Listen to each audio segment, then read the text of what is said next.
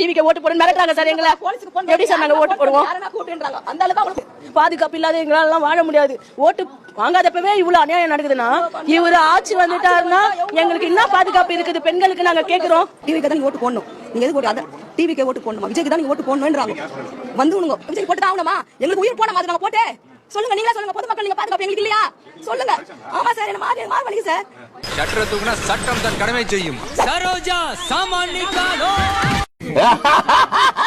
விஜய்க்கு தான் போடணும்னா எப்படி? அது விஜய்க்கு போனா அவ்வளவு சட்டமா நாங்க விஜய்க்கு போட்டு தான் ஆகணுமா? எங்களுக்கு உயிர் போன மாதிரி நாங்க போட்டு விஜய் டிவிக்கு ஓட்டு போடுன்னு மிரட்டுறாங்க சார் எங்களை. எப்படி சார் நாங்க ஓட்டு போடுவோம்?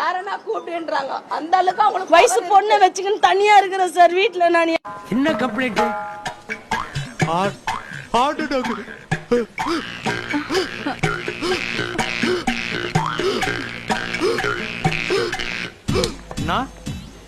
என்னடா அவார்டா கொடுக்குறாங்க, இப்படி ஆக்ட் பண்றியா?